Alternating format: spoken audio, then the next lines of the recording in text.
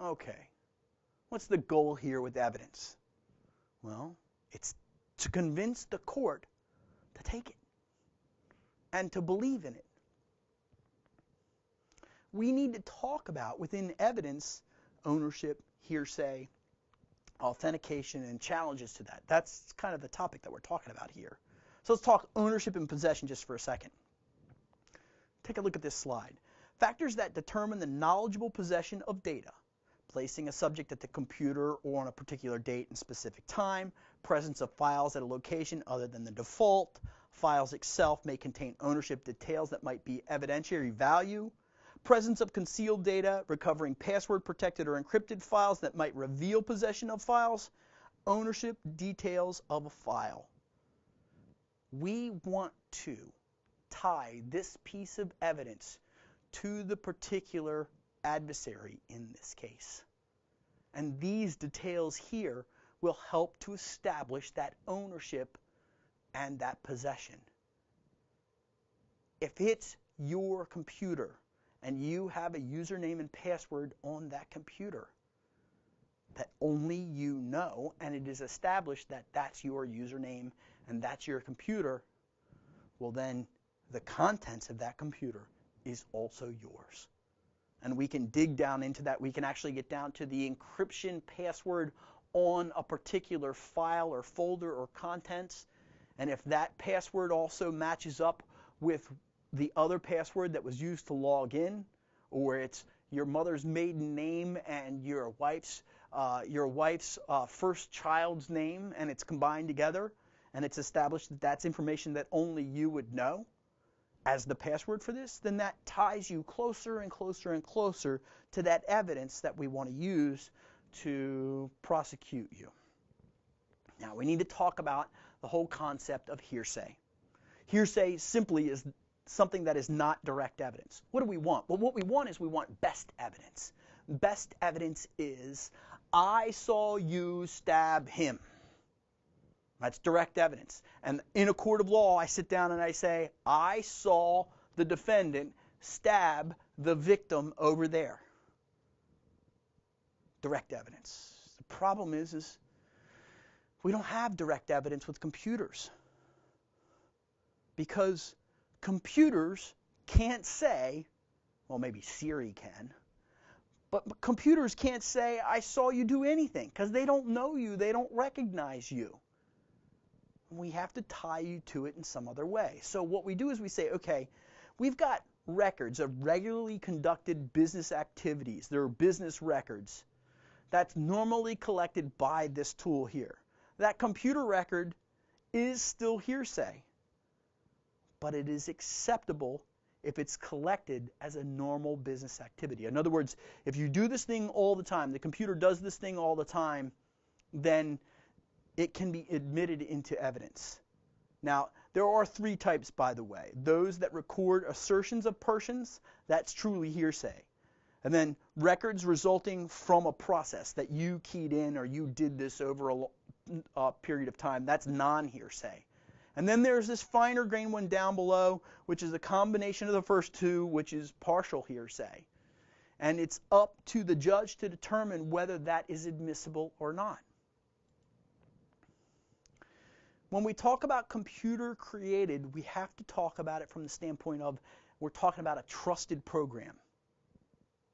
To demonstrate authenticity of computer-generated records or any records generated by a process, the proponent should introduce evidence describing a process or system used to produce a result and showing that the process or system produced an accurate result.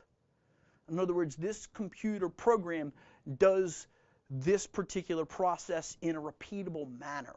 Now, here's where this becomes really important. In forensics, when we say this tool looks at the bits off of the disk, remember the disk is not human readable, it's ones and zeros. And then that can be de-abstracted into ASCII text that we can actually read.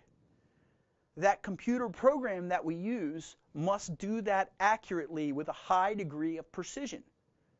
Oh, there's a whole group of people at NIST that say, we have tested this particular forensics tool and it is a trusted program. That forensics tool renders this information and creates a report that says, this is what we found on this disk, and it does that and it portrays that accurately with a high degree of precision. And this is proved with data sets used and organizations that are third-party evaluators of that particular tool. Your tool that you use to interpret this data that's picked up off of this machine should be on that list. Now, it's tough to get on that list because you have to meet all of those requirements. But that's a really good list to be on for a product, and those are the products that you probably want to purchase. Now, there are many third-party tools that you can use that are free, that are not on that list, that will be accepted in a court of law if, big if here, you can prove that that tool is consistent and the degree of error that that tool may inject into the particular process. If it's a really, really accurate tool and it has a 0.00% of failure on it, and let's say that it's accurate to 99%, and you present 100 pieces of evidence, what we can say is, well, one of these pieces of evidence is failed and flawed, but the other 99 are not, and therefore this is a consistent pattern of behavior that we've shown here across 100 pieces of evidence, accepting the fact that one of those is particularly flawed. If you can prove that. How would we prove that? I don't know. I really, truly don't, and it takes a lot of time. So what we end up doing is we end up relying on that list that comes from NIST. Authentication. When we get to court, what they're trying to do is they're trying to say that this data is tied to that person, and also that that data is an accurate representation of what's going on here. Now, a lot of attackers, what they will do, or adversaries, what they will do is they will say, hey, you know what? Since somebody could come along and see what I've actually done here and prove this activity, and they'll also look at the date and time on that, they'll actually do something called time stomping, which is basically going through and touching all the files and setting the date wrong and inconsistently across all of those files, so that there's no line. There's no proof line here, so that in that timeline when we say we're looking for evidence records that start here and end here, well, there's all sorts of junk that's in there that has nothing to do, and well, we know that that's the record out there, but it's outside the timeline, so it's outside the scope. See the problem that we run into with authentication and our adversaries? They can actually create doubt in the mind of the jury or the judge at that point. What happens a lot of times is we challenge these responsibilities. We challenge. We say, you know what, you've presented this evidence in front of us, and what we think is that there have been alterations, there have been changes to that data, and there have been enough significant changes to the data that we should throw it out.